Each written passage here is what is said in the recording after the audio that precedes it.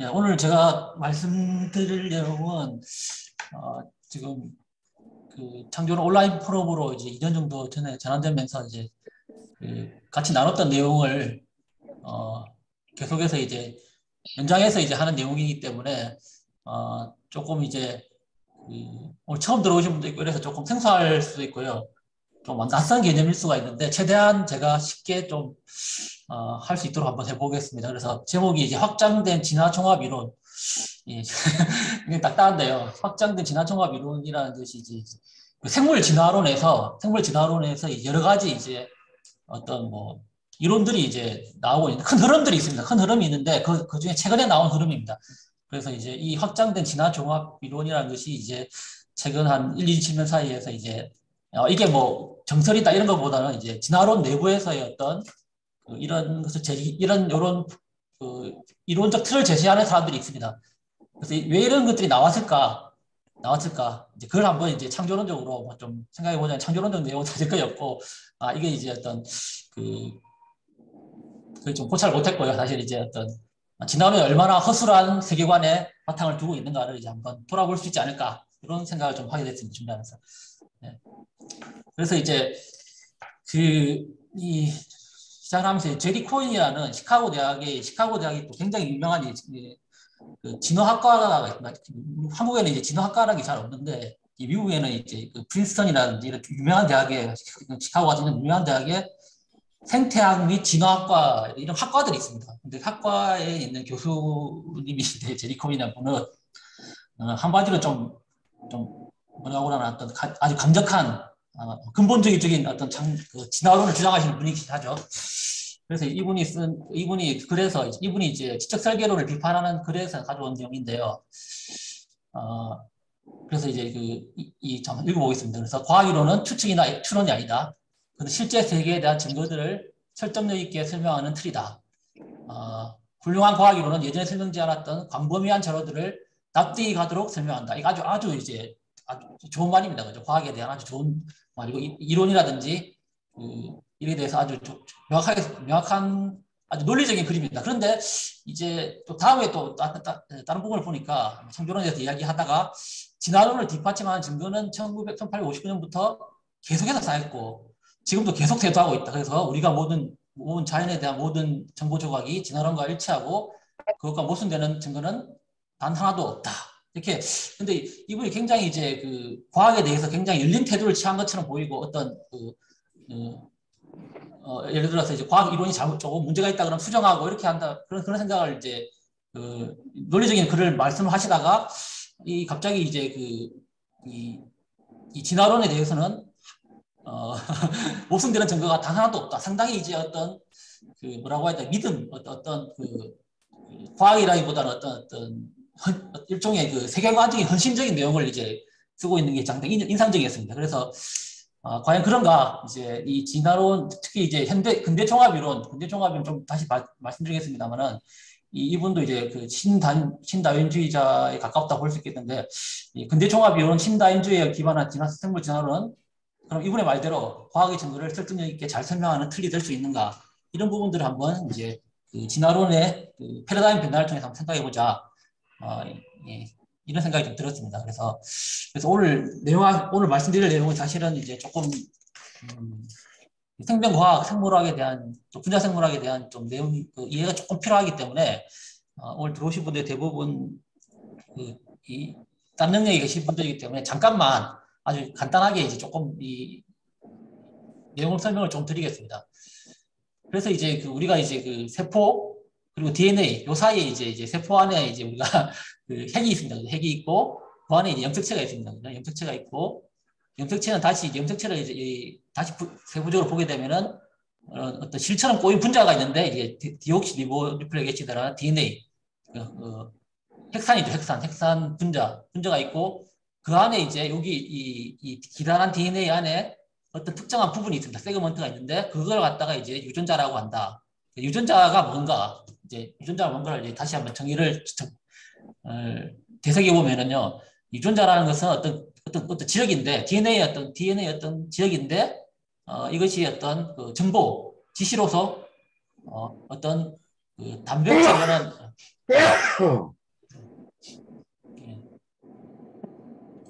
단백질은 단백질이라는 분자를 만들 수 있도록 어떤 그런 정보를 갖고 있는 부위, 이게 이제 유전자라고 이제 지금 정의를 하고 있습니다.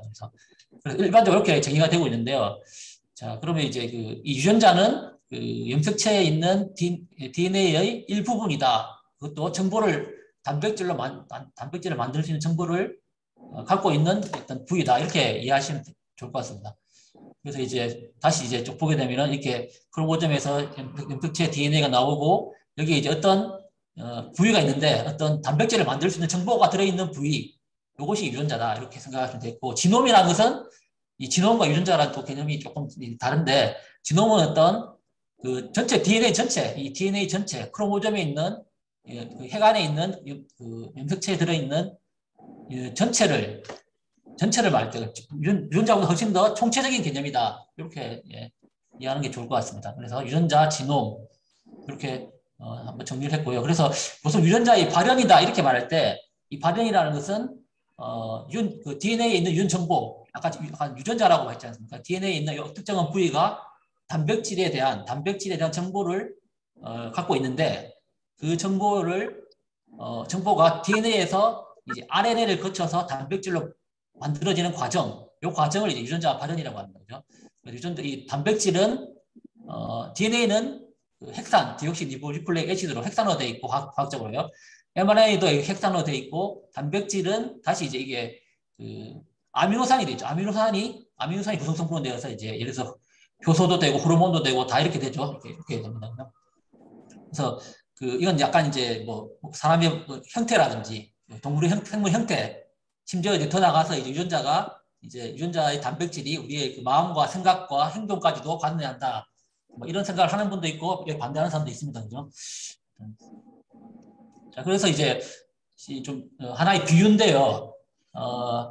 영화의 그 생물 시스템을 영화에 비유하자면 이건 이 DNA는 시나리오, 대본입니다. 대본이라고 할 수 있고 원래의 틀이고요. 원래의 그 계획이고 그 다음에 RNA 중간을 거쳐서 이제 단백질이 만들어지는데 이 단백질이 이제 우리가 볼 수 있는 영화 배우가 활동하는 실제 모습이고 실제 그 역할은 이제 단백질이 하는 것이고 중간에 이제 RNA를 거치기 때문에 RNA 연출자에 비유할 수가 있겠습니다. 그래서 DNA는 원래 이렇게 내용 그리고 단백질은 실제로 실행된 것. 그래서 실제로 이제 그러니까 생명 현상을 일으키는 생명 현상의 마지막에 우리가 영화는 배우를 통해서 볼 수 있는 것처럼 단백질을 통해서 볼 수 있다. 이렇게 이제 말을 할 수가 있겠습니다.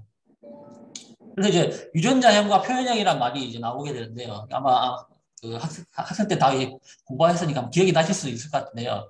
유전자형이라는 것은 바로 이제 아까 그 DNA에 있는 이런 그 유전 물질의 총합을 말합니다. 유전자형. 그리고 이것이 이제 아까 그 DNA가 RNA를 거쳐서 단백질로 번역이 된다 그러거든요. 번역이 되고 이건 전사된다. 이거 약간 비슷한 게 복사되기 때문에 전사된다고 말하고 여기서 이제 그 RNA 정보가 다시 단백질로 바뀌는 것, 아미노산으로 바뀌는 것을 번역된다. 이렇게 이 과정이 이제 통해서 이 유전자형이 실제로 이제 어떤 표현형, 생물의 형태가 된다.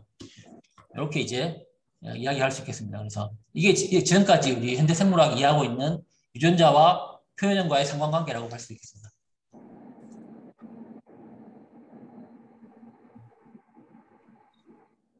그래서 어떤 그 단백질, 유전자에 있는 정보가 단백질로 번역이 돼야 한다. 트랜스레이션이라는데 그 핵산의 그 언어가 아미노산으로 이런 단백질로 번역이 되어서 표현형이 나타난다. 이렇게 말씀드릴 수 있겠습니다. 자, 그래서 여기까지 이제 말씀드리고 오늘 말씀드릴 핵심 내용은 이제 그 생물 진화론, 이제 지금 진화론에도 여러 가지 영역이 있습니다. 그죠? 그리고 과학 진화부터 시작해서 인간 진화, 생물 진화, 또 뭐 이렇게 뭐 다양한 우주 진화부터 시작해 이런 다양한 영역들이 있을 수 있겠는데 생물 진화론에 조금 국한해서 생물 진화론의 어떤 패러다임의 변화가 지난 한 150년 전간 있었다. 그게 두 번의 큰 변화가 있었다. 이렇게 요약을 해볼 수 있겠습니다. 그래서 우리가 알고 있는 그 1859년 종의 기원이 나오면서부터 이 다윈주의 진화론이 이제 처음에 이제 170년 전에 이제 확립이 되었는데 이 다윈주의 진화론은 20세기 초반부터 한 2, 30년에 걸쳐가지고 한번 큰 어떤 변화를 겪게 됩니다. 그것을 갖다가 이제 마던 신서시스라고 하는 근대 종합 이론이라고 하고요. 이 근대 종합 이론은 또 다른 말로 이제 네오 다윈, 신다윈주의라고도 또 이렇게 이야기하고 있습니다. 이걸 구분하는 경우도 있지만 일반적으로 같이 이렇게 많이 사용합니다. 이런 한 번의 그 패러다임 변화가 있었다고 볼 수가 있고요. 그리고 최근에 21세기에 들어와가지고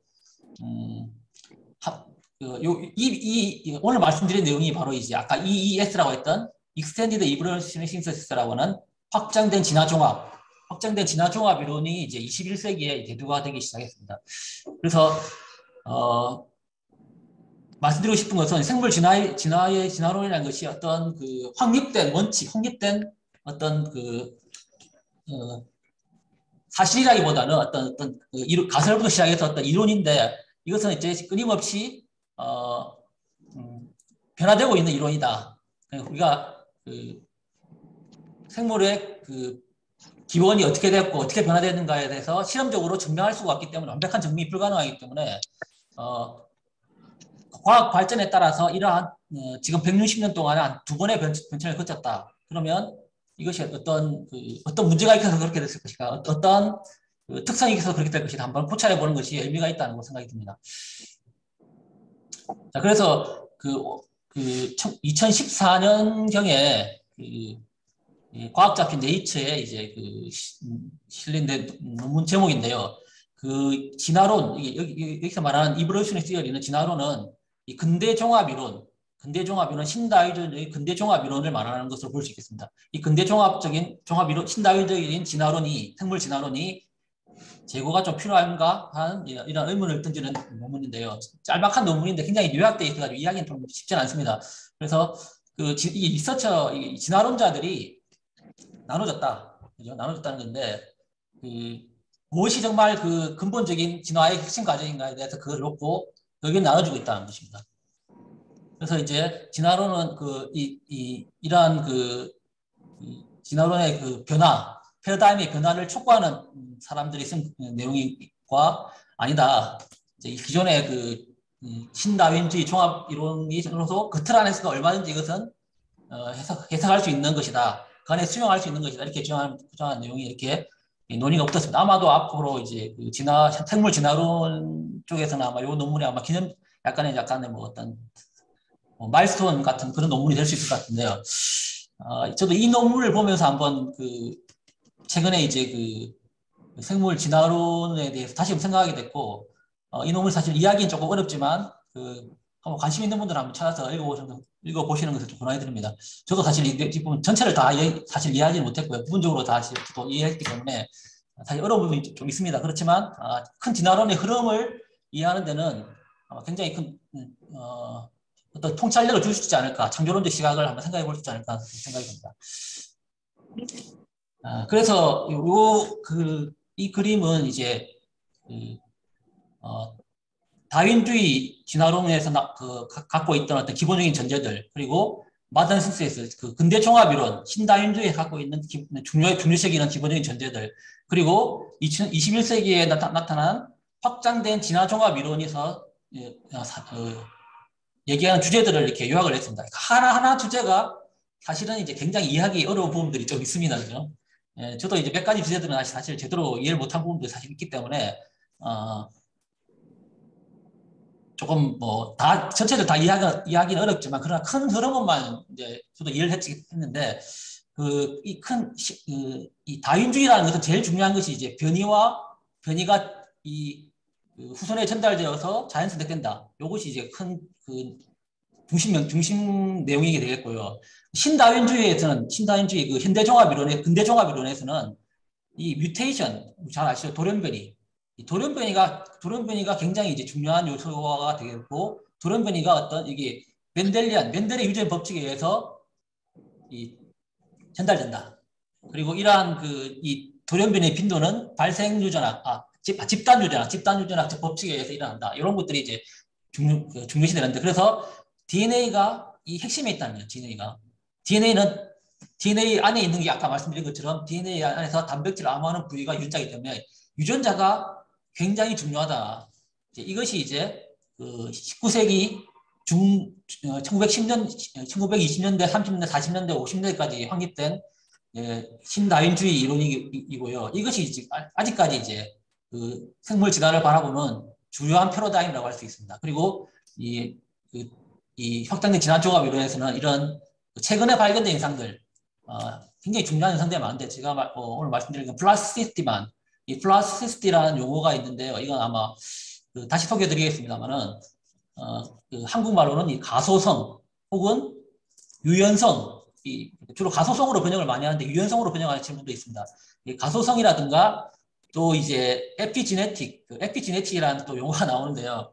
이것은 이제 유전학과 조금 다른 개념인데 제가 이전에 이 오픈 포럼 시간에 많이 말씀드렸는데 구성 유전학이라는 거죠. 유전학과 조금 다른 개념입니다. 이런 것들은 이제 가장 중요한 요소로 소개가 되고 있습니다. 물론 그 외에도 이제 뭐 이런 틈새 건설이라든가 이런 것들을 많이 나오고 있는데 요 두 가지만 주로 이제 한번 생각을 해보도록 하겠습니다. 그래서 이런 새로운 발견된 현상들을 진화론에 수용해야 된다. 핵심이 그겁니다. 그래서 기존에는 유전자가 굉장히 중요했는데 아니다. 유전자는 진화를 이루는 한 가지 요소다.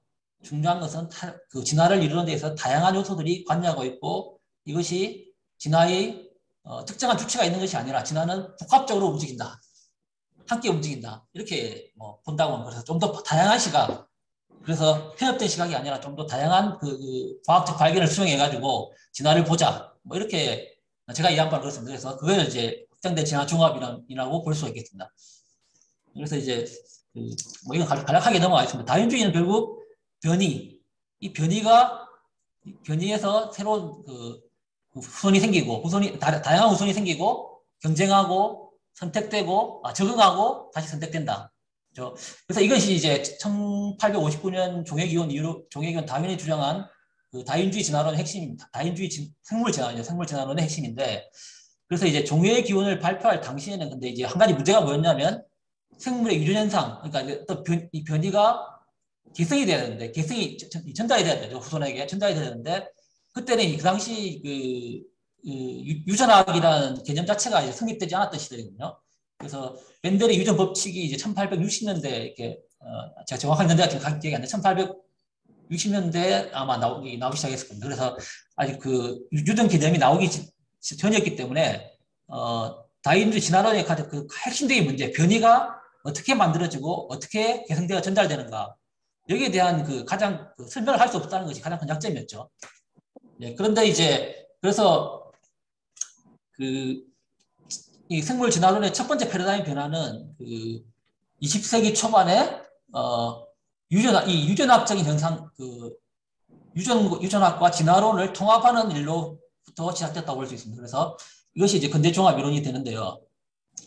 자, 그래서 이제 과학사나 이제 생물학사를 조금 살펴보게 되면은 멘델의 유전 법칙과 유전학과 다윈의 진화론은 굉장히 이제 처음에 서로가 반명제, 서로가 대립하는 관계에 있다. 이런 이야기들이 많이 나옵니다. 이런 논문들을 보게 되면 심지어는 이제 멘델이 다윈에게 반대했다. 이런 이야기를 주장하는 논문들도 있습니다. 물론 여기에 대한 찬반 다른 의견이 많이 있긴 하지만, 그래서 이 진화론과 유전학의 통합이라는 그것이 이제 첫 번째 진화론 패러다임의 변화인데, 생물 진화론 패러다임의 변화인데, 처음에는 이제 멘델의 유전 법칙과 다윈의 진화론은 대립적인 관계에 있었습니다.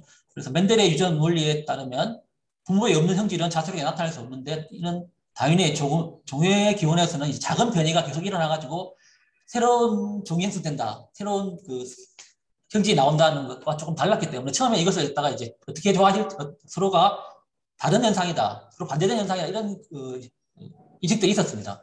그런데 이제 20세기 초반에 1920년대, 30년대 이제 돌연변이가 발견되고 시작하면서 돌연변이가 이것이 이제 후손에게 전달되는 현상들이 이제 연구가 되기 시작하면서 이제 이것들은 이제 신다윈주의자들로 말하는 도우잔스키 이런 사람들, 마이어 헥슬리 이런 사람들은 멘델의 유전 원리와 다윈의 진화를 연결시키게 됩니다. 그래서 그 진화에 대한 통합 이론을 구성하게 되는데, 이것이 이제 근대 종합 이론이 되게 되는데, 이게 어떤 생물의 어떤 내부적인 형태의 변화, 이게 굉장히 이제 생물 진화에서 중요하지 않습니까? 그런데 이게 형태의 변화의 과정은 내부적으로 어떤 개체군의 유전자 빈도의 변화로 설명을 했습니다. 그리고 이 유전자 변화는 어떻게 일어나는가? 이 유전자 변화는 돌연변이를 통해서 일어난다. 그 당시 돌연변이가 굉장히 이제 많이 연구가 되고 있었기 때문에요. 돌연변이를 통해서 일어나게 되고 이 돌연변이는 자연스택에 필요한 변이를 축적하는 과정이다. 이렇게 이제 해석을 하게 됩니다. 그러면서 원래 대립적인 관계에 있었던 다윈의 진화론과 유전학이 이제 통합이 되기 시작하는데 결국 다윈이 알지 못했던 변이의 기원은 새로운 유전자를 만들어내는 돌연변이로 설명되기 시작합니다. 그리고 변이가 자손들에게 전달되는 과정은 바로 유전 법칙을 통해서 설명하게 됩니다. 그래서 이 신다윈주의 현대종합 이론이 이제 만들어지게 되죠. 그래서 이것이 지금까지 영향을 미치고 있는데요. 그래서 이 마던 신서시스는 결국 다윈주의와 유전학이 통합된 것이다. 그래서 그 집단 간의 어떤 유전자의 변이에 의해서 어떤 새로운 종이 형성되고 선택된다. 이렇게 이제 한 번의 패러다임 변화를 거치게 되죠. 그래서 이제 아까 말씀드렸던 그래서 이 신다윈주의 근대종합 이론에서는 바로 이 중심이 유전자가 있습니다. 그죠? 유전자가 이 유전자가 변해서 새로운 종을 일으키는 원동력이 된다. 그래서 이 돌연변이에 변화된 유전자는 유전 법칙으로 안정되게 개성된다. 그래서 신다윈주의적 근대적 통합이론의 정의에 따르면 이제 생명체가 현재의 모습과는 다른 과거 현재의 모습과 다른 모습으로 바뀐 과정에는 핵심은 유전자의 변화가 있다. 그래서 유전자가 이제 진화의 중심에 들어오게 됩니다. 근데 이거 진화론만 그런 것이 아니고 생물학 전반에 걸쳐가지고 유전자가 이제 중심에 들어오게 됩니다. 그래서 현대 진화 생물학의 근간을 이루는 근대 종합 이론은 이걸 갖다 세계관적으로 표현하면 진화에 대한 유전자 중심적 관점 이렇게 말할 수 있겠습니다. 그래서 이것이 이제 우리가 잘 아는 이기적 유전자, 도킨스 이기적 유전자를 통해서 알려진 일종의 어떤 밈이죠. 그런 현상인데 이기적 유전자를 이야기하면 거의 다 알고 있죠, 그죠? 요즘 워낙 유명한 진화론의 대표적 저작이 되면서 이것을 이제 진 센터드 뷰, 그다음에 진 아이즈 뷰, 또는 진 셀렉션 시어리 이렇게 셀피시 진 다 같은 의미로 이제 통용이 되고 있다는 것이죠. 현대 진화론은 유전자 중심적 관점이다. 자, 그래서 다시 이제 요약을 해보면 진화가 일어나는 방식에 대하여 자연 선택과 유전학을 이제 통합시켰다 이렇게 요약할 수 있겠고요. 이 새로운 변이는 무작위적인 이제 유전 돌연 변이에서 일어나고 그 자손에게 전달된다. 그것이 어떤 적응 현상을 일으키게 되고 선택을 일으키게 된다. 자, 그런데 이제 여기에 대해서 이제 그러면 이제 진화의 원동력이 유전자의 변화가 진화의 원동력이다 이렇게 했을 때 그런데 이제 근데 진화에서 가장 중요한 것은 표현 중에서도 이제 가장 중요한 것이 형태의 변화거든요. 형태의 변화. 생물 형태의 변화라든가 이런 것들인데 이 근대 종합 이론의 관점에서는 생물이 성장하고 나이가 들어가면서 일어나는 이제 변화, 환경과의 상호작용 이러면서 이제 상당히 많은 변화들이 일어나는데 이런 것들이 이제 그럼 진화의 다음 세대에 아무런 영향이 없을까? 여기에 또 복잡한 이야기들이 있긴 한데 그런데 이러한 표현형의 변화에 대해서 진화는 그냥 노이즈다. 간단하게 어떤 부수적인 거다. 이렇게 무시해버리죠. 왜냐하면 그것은 유전자의 변화가 없기 때문에 후천적인 어떤 환경에 의한 변화이기 때문에 무시할 정도의 영향이다. 이렇게 하고 넘어가 버리게 됩니다. 그런데 그렇지 않다. 이제 여기에 대해서 이제 그렇지 않다는 이제 의견을 제시하는 사람들이 나오기 시작한 것이죠. 그래서 이제 신다윈주의적 유전자 중심적 관점은 진화가 일어나는 다양한 과정을 이해하는 데 실패했다. 이런 이제 주장을 하고 있는 것이 주장을 이제 진화론 내에서 시작됐고 이것이 이제 말씀드릴 수 있는 이제 2021세기에 일어나는 확장된 진화 종합 이론이 나오게 된 조금 근본적인 배경이라고 할 수 있습니다. 이걸 갖다 이제 전문 용어로는 굉장히 복잡하게 설명하기 때문에 그런 부분 저도 사실 깊이 이해할 수 없는 부분도 있기 때문에 일단 생략을 하게 하고요. 유전자 중심적 진화론의 어떤 한계, 이 한계가 이건 순전히 저의 판단입니다. 이건 근대 종합 이론에서 확장된 진화 종합이라는 생물 진화론의 패러다임에 대한 새로운 요구가 나오기 시작한 것은 유전자 중심적 진화론에 대한 반성과 한계 때문이라고 여겨집니다. 자, 그래서 이제 그러면 이 확장된 진화 종합을 이용해서 주장하는 것들이 뭔가 하면 조금만 더 살펴보면요. 자, 그 유전자가 이제, 그러니까 요 현상을 좀 예를 들어 설명해야 되는데, 유전자가 바뀌지 않더라도 단지 유전자를 발현하는 방식을 바꾼다. 자, 그래서 유전자는 아까 정보라고 말씀드렸는데, 그 기존의 그 다인주의적 근대종합 이론에서는 유전자의 정보가 바뀌면로 인해 가지고 단백질의 정보가 바뀌고 이것이 생물의 형태를 바꾸고 이런 식으로 이제 진화가 일어난다고 말을 했는데, 실제로 이제 그 생명 현상들을 잘 관찰해 보니까 유전자는 잘 안 바뀌고 유전자를 발현하는 방식, 아까 유전자를 읽어드리는 방식을 바꿈으로써 자, 요걸 좀 이해하기 어려울 수도 있는데요. 유전자는 단순한 정보이긴 하지만 어떻게 읽어드리냐에 따라서 이 표현이 좀 달라질 수가 있습니다. 요거 조금 어려우시면 이제 분자 생물학의 개념을 조금 공부해 보시면 이해할 수 있는데 유전자가 이제 예를 들어서 이제 유전자로부터 한 개의 단백질이 만들어지는 것과 간단한 예로 10개의 단백질이 만들어집니다. 그죠? 그럼 상당히 차이 나죠. 똑같은 단백질이지만 한 개가 만들 때하고 10개가 만들 때는 상당히 이제 표현형의 차이가 날 수 있습니다. 그런 것을 예를 생각해 보자는 것이죠. 정보는 바뀌지 않았지만 정보를 읽어드리는 방식을 통해서 이제 결과가 바뀌는 거죠. 그래서 이제 그 생물의 형태와 그래서 생물이 보니까 유전 정보를 바꾸기보다는 유전자를 읽어드리는 방식을 바꿔가지고 형태와 기능을 바꿀 수 있는 것 현상들이 굉장히 많이 발견되더라. 자, 그래서 그러면 유전자의 변화를 진화의 중심이자 근본 동의라고 하기에는 좀 문제가 있지 않는가 이런 이제 의문을 제기하는 것이죠. 이것이 가장 큰 핵심입니다. 물론 다른 요소들이 많이 있지 않지만 그래서 확장된 진화 종합 이론을 제시하는 진화론자들은 바로 유전자만이 형태의 변화, 표현형의 변화를 일으키는 것은 아니다. 유전자를 읽어드리는 방식부터 시작해서 다양하게 할 수 있다. 그래서 확장된 진화종합 이론에서는 기존의 신다인주의적 관점, 근대종합 이론 관점에서 달리 유전자를 생명의 변화를 이끄는 주도적 요인이다. 주도적 요인으로 보는 게 아니라 어떤 환경의 변화에 따라 생물이 변화하는 그 변화를 따라오는 하나의 가치 있는 요소, 하나의 구성 요소로 보는 관점이 되겠습니다. 그래서 유전자는 진화를 이끄는 주체가 아니라 진화를 따라가는 존재. 유전자의 변화에 생물체가 변화하는 것은 진화가 일어나는 여러 가지 방법 중에 그 중에 여러 가지 방식이 있는데 그 중에 하나일 것이다. 이렇게 어떻게 보면 이제 신다윈주의의 절대적인 생각을 갖고 있는 사람한테 이건 충격이죠. 굉장히 충격입니다, 사실은.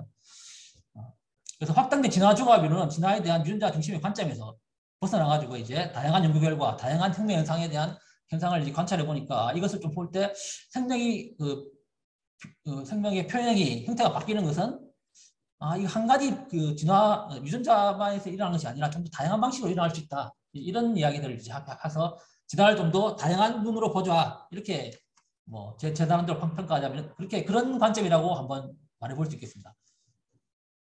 이것이 왜 큰 의미가 있는가 이제. 이건 같은 이야기이기 때문에 조금 제가 이거 같은 이야기 때문에 넘어가도록 하겠습니다. 그래서 한 가지 예를 들어보겠는데 이 확장된 진화 종합 이론을 주장하는 사람들이 가장 많이 예를 드는 게 이 물고기입니다. 이 물고기인데 이 물고기는 다른 호수에 살고 있는 아프리카의 어떤 아마 여기 좀 말라위니까 아마 오른쪽이 말라위 호수에 살고 있는 물고기가 아닌 다른 호수에 살고 있는 물고기인데 이 물고기를 유전적으로 이제 비교를 해봤습니다. 유전적으로 약간 차이가 있다는 것이죠. 유전적으로 봤을 때 굉장히 큰 차이가 있는데 실제로 어떤 다른 호수에 살고 있지만 유전적으로 차이가 있습니다. 그런데 불구하고 이 형태가 굉장히 유사하게 변해왔다 이렇게 말하고 있습니다. 그러니까 이거 이제 진화론에서는 이 컨버전트 이볼루션이라고 해서 수렴 진화 이렇게 이야기하죠. 근데 그러면 이제 생각해 볼 수 있죠. 상당히 다른 유전적 배경을 갖고 있음에도 불구하고 형태가 어떤 환경에 따라서 이렇게 비슷하게 나올 수 있다는 것은 이 생물의 변화의 원동력이 유전자가 아니라 환경에 의한 환경과의 상호작용을 통한 유전자를 읽어드리는 방식의 변화에 의해서 이러한 생물의 형태와 표현이 바뀔 수 있다는 것이죠. 이것이 이제 차이가 다른 것입니다. 설명 자체가 조금 다른 것이죠. 이런 식으로 이제 그래서 이 환경과의 관계를 굉장히 중요시하는 것이 이제 확장된 진화 종합 이론의 이야기하는 학자들의 견해가 되겠습니다. 그래서 이걸 제가 여러 번 또 말씀을 드렸었는데 이거 오픈 포럼 시간에 제가 발표할 때마다 이렇게 이걸 이야기했었는데 이 표현형 가소성이라는 중요한 개념이 있습니다. 그죠? 중요한 개념이 나오는데 이 피노티픽 플라스티티는 아까 이제 가소성이라는 혹은 또 유연성이라고 번역하는데 아까 유전자형 지노타입이라고 했죠. 그래서 그 보통 이제 생물 간의 개체 간의 어떤 유전자의 차이는 거의 이제 무시할 정도로 작은 경우가 많습니다. 물론 차이가 있긴 하지만요. 그런데도 불구하고 어떤 환경의 체제에 따라서 생물의 형태라든지 그 표현형이 상당히 달라지는 경우가 있다는 것이죠. 자, 그러면 원래 이거는 이제 아까 말씀드린 어떤 유전자 중심적 관점에서 봤을 때는 하나의 어떤 그 환경에 의한 노이즈라고 무시할 수 있지만, 그러나 이것이 상당한 이제 빈번하게 일어나게 되고, 이것이 어떤 진화생물이 생각하기에 이것이 이런 현상들이 원인이 돼서 다시 유전자에도 변화를 줄 수 있는, 이렇게 다시 일로 올 수도 있다, 이렇게 생각하는 것이죠. 그럼 이 현상 자체가 이제 중요하다는 것입니다. 이게 중요한 게 아니라고요. 유전자는 똑같이 있었기 때문에. 그래서 이런 본질적인 능력들이 굉장히 많이 이제 발견이 된 것이죠. 그래서 이제 요거 같은 물벼룩인데, 물벼룩을 이제 실험실에서 클론, 일종의 그 유전자 복제 물벼룩을 만들었습니다. 복제 물벼룩을 만들어가지고 이게 같이 놔뒀는데, 이게 사실은 이게 다른 물벼룩입니다. 같은 유전 정보가 같은 클론 물벼룩인데, 복제 물벼룩인데, 왼쪽은 이제 그 포식자 물벼룩이나 포식자 물고기에부터 호르몬이 나오는 수조에 넣었던 물벼룩이고, 오른쪽은 이제 일반적인 수조에 넣었는데, 순간적으로 이제 포식자에 들어갔던 물벼룩이 이런 투구 모양을 막 만들어가지고 이제 자기를 방어하려고 하는 이런 현상이 일어나는데, 이때 이제 이런 투구 모양을 만들기 위해서는 어떤 단백질을 이런 뭐 형태를 바꾸기 위해서 단백질의 발현이 바뀌어야 되죠. 단백질 발현이 바뀌어야 되는데, 순간적으로 어떤 그 몸의 구조를 바꾸기 위한 그 유전자 정보가 바뀐 게 아니라 유전자를 읽어드리는 방식을 조합을 다시 바꿔가지고 이런 식으로 됐을 것이다. 그죠? 그러면 이것은 이런 식으로 이제 생존에 유리하게 되는 이제 환경이 만들어지는 것은 이것도 진화의 중요한 그 방식이다. 이렇게 주장하는 것이죠. 이건 이제 근대 종합 이론 이전의 방식대로 유전자 중심적 관점에서는 이건 유전자의 변화가 없기 때문에 하나의 어떤 환경에 잠깐 적응하기 위한 일종의 부수적인 현상이다. 이렇게 해석한다는 것이죠. 자, 이것도 뭐 마찬가지인데, 이것도 같은 유전자를 가진 나비들이 이제 건기의 태나에 따라서 우기의 태나에 따라서 호르몬 발현이 바뀌게 되고, 그래서 전혀 다른 색깔을 나타내는, 봄에 태어났냐 가을에 태어났냐, 뭐 건기에 태어났냐 우기에 태어났냐, 그에 따라서 이런 표현이 흡tuk하게 바뀌게 되는 현상들이 나타난다는 것이죠. 그리고 뭐 식물은 이제 위치를 이동할 수 없기 때문에 자기를 이제 환경에 이제 적응할 능력들이 오히려 더 많이 발달되어 있다고 볼 수 있습니다. 참조론적으로 봤을 때는. 그래서 이제 자기 위치를 이동할 수 없기 때문에, 그래서 어떤 다양한 환경에서 이건 같은 식물이라도 온도에 따라서, 그리고 또 이것이 땅에 뿌리를 내리냐 물속에 뿌리를 내냐에 따라서 이런 잎의 모양이 굉장히 다양해질 수 있는 능력들이 식물계에 있다는 것이죠. 그럼 이것이 이제 이런 것들, 유전 정보가 변화가 없이도 이런 식으로 이제 그 가소성 혹은 유연성을 나타낼 수 있기 때문에 이것이 이제 진화의 중요한 방식이다. 이렇게 이야기했다는 것입니다. 그래서 여기까지 이제 좀 말씀을 드리고요. 좀 후반기에 약간 다른 내용인데요. 이게 지금까지 이제 그 진화의 종합 이론에서 이제 유전자 중심적 진화론이, 제가 여기서 말씀드렸던 이제 유전자 중심적 진화론이라는 것이 그 유전자를 중심으로 그 생물의 형태 변화를 설명하는 이 이론이 왜 그렇게까지 강한 영향력을 미치고 있는가를 이제 조금 생각해 보다가 이제 조금 저도 정리가 들렸는데, 일단 한번 생각해 볼 수 있는 부분이 이제 생명과학, 생명 현상이라는 것을 이제 연구하는 생물학을 한번 생각해 볼 때, 이제 이 생명 현상이라는 것은 우리가 다양한 학문 분야에서 생물학이라는 것은 이제 지금 신학부터 이제 물리학까지, 이제 지금 이 그림은 우리나라에 번역됐었죠. 이제 일판이 번역됐었는데, 신앙의 눈으로 본 시리즈 있잖아요. IBF에서 번역했던 그 심리학에서 말콤 지브스 같은 심리학의 앞에 이제 이런 게 나오는데요.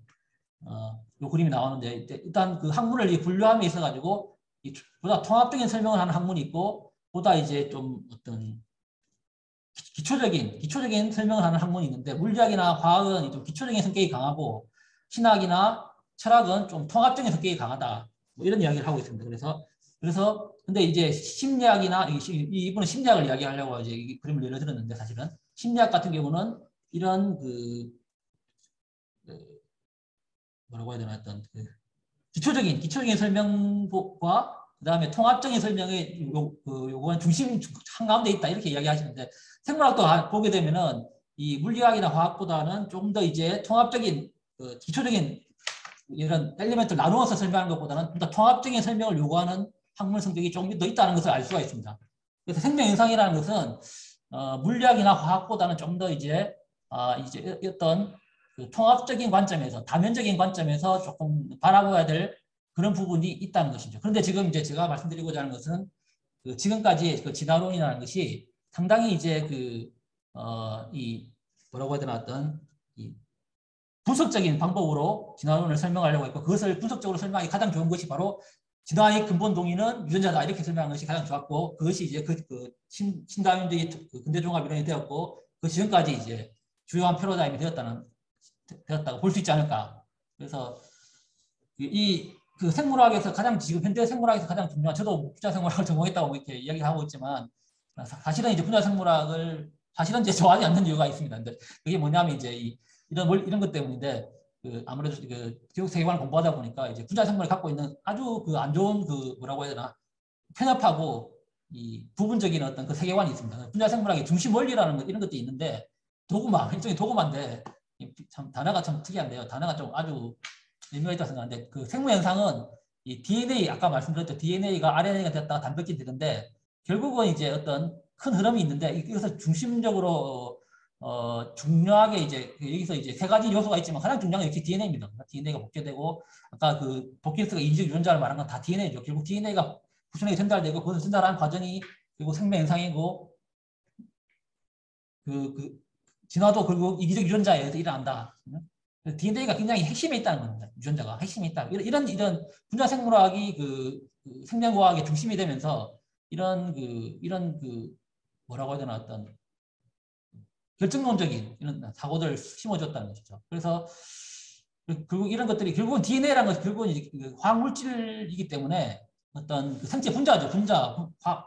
분자이기 때문에 결국 이제 자연주의적 성격이 굉장히 강하고 핵상이니까 자연 성격이 강하고 어떤 물질과학과 굉장히 비슷한 접근 방법으로만 생명을 현상을 설명하는 물론 제가 이제 물리와 화학의 각각의 의미가 있고요. 생명과학은 또 다른 접근 방법이 있다는 것을 말씀드리는 겁니다. 각각의 의미가 다 있는데 그래서 처음에 분자생물학자들 중에서 이제 화학자들이 굉장히 많았죠. 화학자들, 물리학자들이 좀 많았기 때문에 그러다 보니까 아마 그런 영향들이 프란시스 크릭이라든가 데이비드 왓슨 같은 사람 이런 사람들이죠. 이런 사람들이 이제 자연주의 세계관하고 굉장히 인연관이 깊었다는 것이죠. 그래서 다시 말씀드리면 환원주의, 나눠서 파악하려는 것들, 크릭이 이제 결국은 이제 물리과학적 방법으로 이제 생명 현상을 설명하는데 너무 이제 여기에 매몰됐던 거죠. 이게 분명히 의미가 있는데도 불구하고 여기에 이제 모든 걸 설명하려다 보니까 그 생명 현상은 생명을 구성하는 분자들 중에 설명하는 것이 가능하다. 이런 진짜 설명이 분명히 필요한데 그러나 또 통합적으로도 설명하는 또 다른 측면이 있어야 되는데 이런 부분이 무시됐다는 것이죠. 너무 간과됐다는 것입니다. 그래서 이제 결정론적 사고도 이제 나타나게 되고요. 네, 그래서 이제 어떤 유전자가 우리의 모든 운명까지도 결정할 수 있다 이런 사고들 자꾸 은연중에 심어주는 것이죠. 자, 그런데 이제 좀 전에 말씀드린 것처럼 생명 현상이라는 것은 이런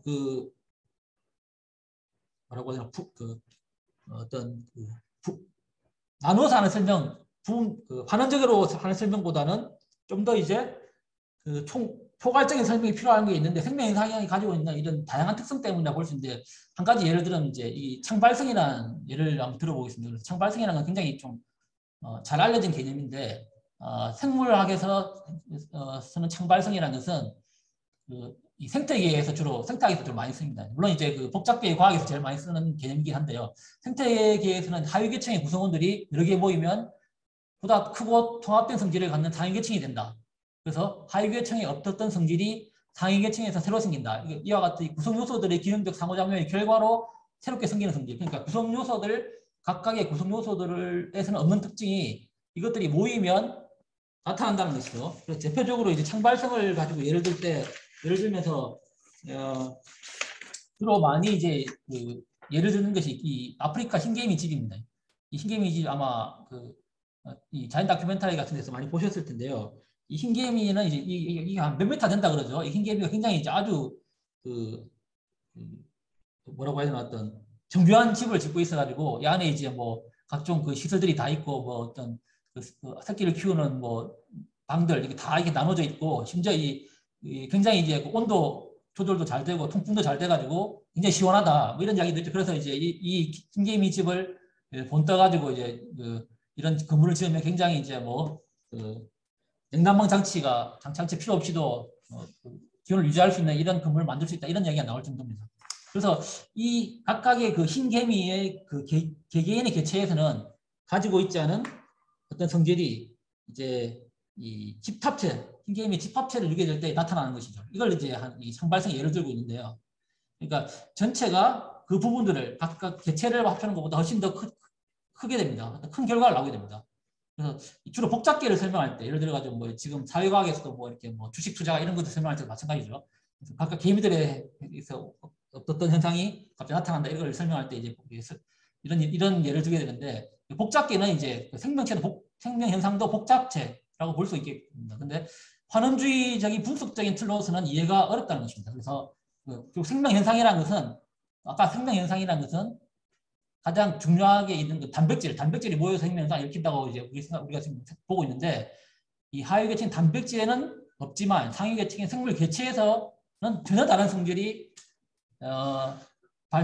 나오기 때문에 어떤 창발적 특성을 갖고 있다 생명 현상은 이렇게 생각해 볼 수가 있겠습니다.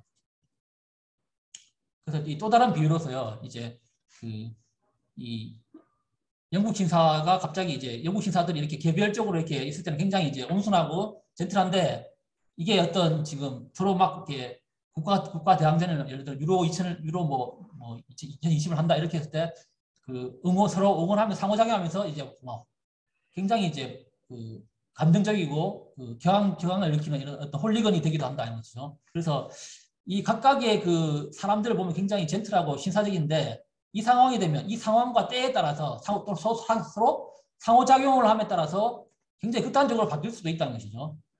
그래서 이제 개별 요소가 독립적으로 존재시 나타나지 않던 특성이 집단, 시스템을 형성하면서 주변의 다른 요소와 작용할 때 복잡한 어떤 동력학적인 특성이 나타난다. 이제 이런 것을 볼 수 있습니다. 그죠? 그래서 생명 현상도 이런 특성이 좀 있지 않은가. 그래서 생명 현상은 개별 분자의 특성만을 파악하는 것으로는 이해하는 것은 이렇게 볼 때 이해하는 것과 이렇게 볼 때 이해하는 건 전혀 다릅니다. 그래서 근본적인 한계가 있고 생명을 시스템으로 보자. 시스템적 사고가 이제 최근에 나타났다고 볼 수 있습니다. 그래서 이제 그 분자 생물학적인 환원주의적인 관점으로 생명을 보다가 그것이 이제 또 지금까지의 그 진화론도 마찬가지였습니다. 생명을 그런 관점에서 보다가 그리고 그런 관점에 보다 보니까 유전자 중심적 진화론이 득세를 하게 됐죠. 그런데 생명을 시스템을 이루는 성분들 간의 독특한 특성으로 집합적으로 이해할 필요가 있다. 이런 이제 그 생물학에서도 어떤 그 사상적인 변화들이 일어나기 시작합니다. 그래서 이제 최근에 이제 그 혹시 그 중고등학교를 다니는 자녀들이 있으신 분들 중에 뭐 이렇게 뭐 대학 학과를 보시는 분들은 아마 눈치채고 있을지 모르겠지만 기존에 그 생명과학을 예전에 다 생물학과, 혹은 유전공학과, 뭐 생물공학과 이렇게 있었는데 더 전에는 동물학과, 식물학과, 미생물학과 이렇게 해가지고 이제 연구 대상이 뭐냐에 대해서 이제 그런 학과 명칭이 있었죠. 그런데 얼마 전 80년대, 90년대 들어오면서 이제 그 분자생물학과가 출현하기 시작합니다. 그래서 이제 어떤 접근 방법을 취하에 따라서 생명과학을 보기 시작했죠. 접근 방법을 분자적 수준에서 본다. 분자생물학과. 대상보다는 접근 방법이 더 중요하다. 그래서 이제 그런데 이제 이 전통적인 이 분자생물학 방법도 상당히 문제가 있다는 것이죠. 그래서 이제 새롭게 최근에 나오고 있는 그 학문이 바로 벌써 나와 있습니다. 그죠? 그래서 이제 시스템 생물학이라는 거, 시스템 바이올로지라고 하는 시스템 생물학인데 이런 관점이 이제 어떻게 보면 생물학의 대세가 되고 있지 않을까. 그래서 지금 대학의 학과가 명칭이 이제 생명 시스템학과, 생명 시스템 공학과 이렇게 바뀌고 있습니다.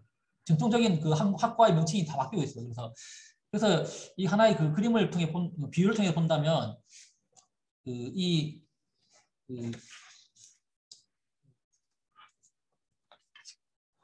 기존의 어떤 그 분자 생물학 접근법을 이렇게 하나씩 이 퍼즐을 갖다가 전체적인 그림을 보지 말고 그림을 모르는 상태로 하나의 형태만 보고 이렇게 맞춰가는 거죠. 이렇게 맞춰가면 굉장히 어렵습니다. 어렵게 되고 이렇게 해서 뭐 하다 보니까 각각의 어떤 그 모양은 파악했는데 전체적인 모양이 뭔지에 대해서 이제 이해를 못하게 된 것이죠. 어떤 구성 요소 간의 어떤 서로 퍼즐 간의 상호작용을 전혀 모르는 상태로 찾게 되는 것이죠. 그래서 이 퍼즐들을 각각을 다 맞췄는데 큰 그림을 알 수 없게 되는 것입니다. 그런데 이제 시스템 생물학적인 접근법은 뭐냐면 이 각자의 모양을 그림을 보면서 전체적인 그림을 보면서 각자의 모양을 파악하기 훨씬 더 빠르게 이해할 수 있게 되고 제대로 파악할 수 있다는 것입니다. 그래서 생물학에 있어서 생명 현상을 보는 관점에 있어서 이 시스템적 사고가 이제 군자생물학적인 환원주의적 결정론적 관점에 대한 대안으로서 시스템 생물학이 이제 각광을 받게 되면서 최근에 이제 그 생명과학은 어떤 그 기존의 실험 학문이라기보다는 이제 오히려 수학, 통계학, 전산학, 그래서 생물 정보학 이런 것들이 이제 다 나오게 된 이유가 어떤 생명을 하나의 시스템으로 보면서 좀 더 포괄적으로 바라봐야 된다. 아까 그 말씀 창발성도 같은 그런 개념이라고 볼 수 있겠습니다. 그래서 아마 이런 그 생명을 보는 관점의 큰 변화, 이런 변화들과 결국 그 변화들은 결국은 학문이 발전함에 따라서 좀 더 우리가 그 생명의 실체에 대해서 하나님께서 만드신 생명의 실체에 대해서 좀 더 우리가 좀 더 알아가면 알아갈수록 약간의 변화를 거치는 그 가까이 가는 물론 우리 온전한 데 갈 수도 없지만 그러나 시간이 지남에 따라 좀 더 이제 학문이 발전함에 따라서 좀 더 가까이 가고자 하는 본질에 가까이 가고자 하는 그런 시도가 아닌가 하는 생각을 해보게 됩니다. 그래서 시간이 많이 지났는데요. 일단 그래서 그 예전에 이제 유전자라는 것은 어떤 정보에 의해서 어떤 생명체가 발달에 따라서 유전 정보에 따라서 하나의 순차적으로 필요에 따라서 발현되고 그렇게 되는 어떤 프로그램이다. 이렇게 생각하는 개념에서 유전자를 굉장히 프로그램화되어 있는 정적인 개념으로 봤습니다. 근데 이제 그 MIT의 그 과학철학자는 이블린 폭스켈러는 이제 그 리액티브 지놈이라는 아까 그 지놈이라는 것은 유전자 전체 정보, 유전 정보 전체를 말씀드린다고 했는데 이 지놈이라는 것이 리액티브하다. 굉장히 환경과의 상호작용을 할 수 있는 그런 존재다. 그래서 이 보면 이제 다이나믹하다 이런 이야기했습니다. 그래서 다이나믹하고 리액티브한 시스템이다. 예, 그래서 이건 이제 어떻게 그 환경과 상호작용할지를 예측하기 힘든 부분도 있고 아직까지 연구되지 않은 부분 굉장히 많은 다양한 부분이 있다. 그래서 그 유전자에서 표현이 결정되어 있는 이런 것이 아니라 환경에 따라서 다양한 요소에 의해서 이 유전 정보는 변화하는 특성이 있다. 정적이지 않다. 이런 이야기를 하고 있습니다. 그래서 이제 이 그림 제가 굉장히 좋아하는 그림인데요. 이전에 이제 그 센트럴 도그마에서 그 환원주의적 그 유전자 중심적 진화론에서는 이 도그마와 거의 유사하죠. 그 생물 진화의 근본 동인이 유전자에 있다. 유전자의 변화, 돌연변이에 있다. 이것이 변하면 결국은 단백질이 변하게 되고 표현형이 변하게 된다. 이렇게 단순하게 생각을 했죠. 그래서 이게 굉장히 중심 요소다. 이렇게 이야기했는데 근데 이제 지금 최근에 이제 이건 사실 분자생물학의 결과이긴 하지만 분자생물학에서도 지놈부터 시작해서 에피지놈이라는 것은 이제 후성유전학이라는 개념이 또 나오게 됩니다. 이 유전자 정보 외에 또 다른 이제 유전자 정보를 조절하는 또 다른 요소들이 있다. 예, 그죠? 이 구성유전학. 그리고 이 구성유전학이 결국은 아까 단백질을 발현함에 있어 가지고 중간에 있는 RNA를 만드는 데 관여하게 되고 이 RNA가 다시 이제 단백질로 만들어지는데 이 과정상에 또다시 이 RNA를 조절하는 또 다른 과정들이 또 있다. 이런 식으로 이제 굉장히 복잡하게 설명하죠. 이 그림과 차원이 다릅니다. 사실 이것도 굉장히 단순화된 그림이라고 볼 수가 있습니다. 그래서 이런 단백질들이 또 서로 상호작용을 하면서 새로운 피노타입입니다. 간단히 말씀드리면 피놈을 형성해야 되는데 이런 것들이 어떤 피노타입이라는 것이 어떤 DNA로부터 이렇게 잠깐의 그 RNA라는 중간 과정을 거쳐서 바로 나오는 것이 아니라 상당히 중간 각각의 어떤 다양한 국면에서 이 피노타입이 나오게 된다는 것이죠. 여기서 이제 또 빠진 것들이 이제 환경과의 상호작용이 있는데 특히 에피지놈이라는 것은 에피제네틱스 그 수학적인 그 내용들은 상당히 환경과 밀접한 관련이 있다는 것이 알려져 있습니다.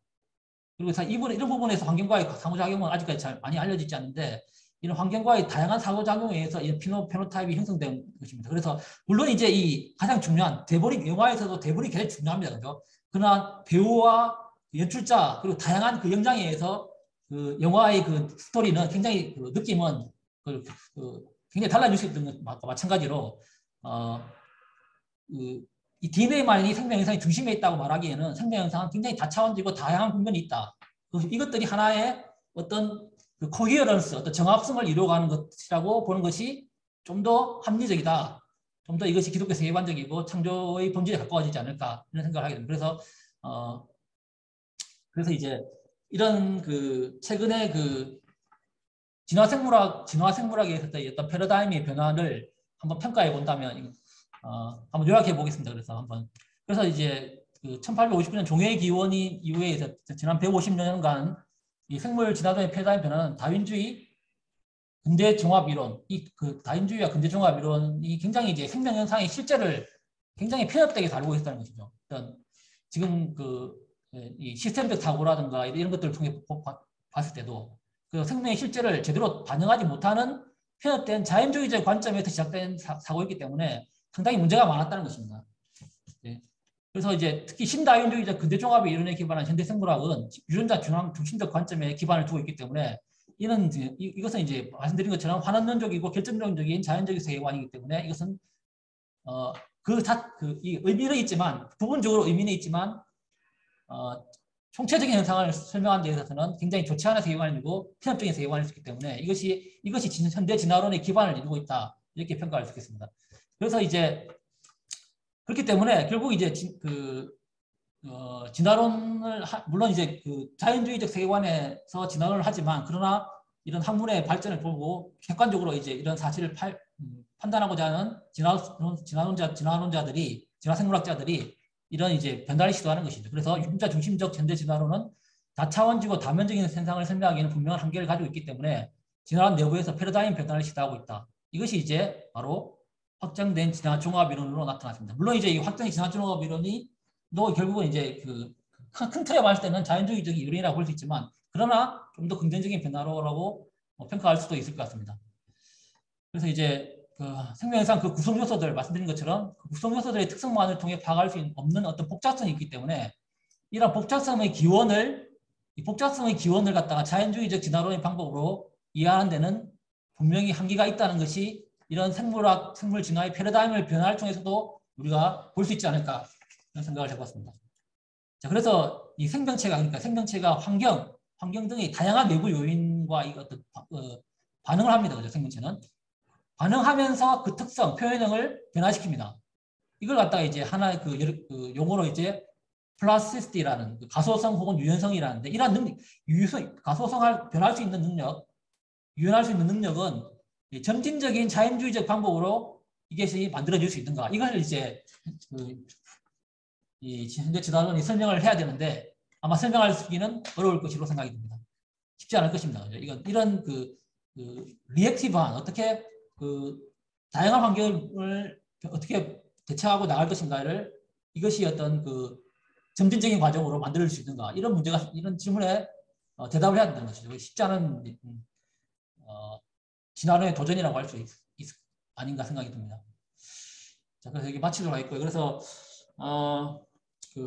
이 DNA 결국 유전자의 본체인 DNA는 디옥시 리보 뉴클레 애시드인데 어떤 분은 이걸 DNA를 디바인 네이처 액티베이터라고 이렇게 이렇게 이야기하시더라고요. 그래서 하시기도 하더라고요. 그래서 요즘 어떤 DNA, 기업의 DNA, 학교의 DNA, 가정의 DNA가 항상 이제 어떤 그런 DNA를 많이 붙여서 쓰는 그런 현상이 있는데요. 결국 하나님께서 어떤 이 DNA란 분자는 단순한 어떤 화학 물질의 조합이 아니라 어떤 이 지적 설계에서 말하는 특정한 정보의 조합인데 이 특정한 정보의 조합이 프로그램 되는 것만으로도 이것은 자연주의적 관점에서 설명이 좀 어렵게 되는데 이 프로그램 된 것이 어떤 정해진 룰에 따라서만 움직이는 게 아니라 이 유전자라는 것이 결국 환경과의 상호작용을 통해서 다차원적에서 조율되고 있다. 이것을 어떻게 설명할 것인가 창조론적으로. 이제 굉장히 어려움이 있습니다. 그죠? 그래서 진화론적으로 진화론적 방법 설명하면서 더더욱 어려움이 있을 것이거든요. 그런 과제들이 있다. 이런 생각을 좀 해보게 됐습니다. 그래서 오늘 두서없는 저희 이 발표를 마치도록 하겠습니다.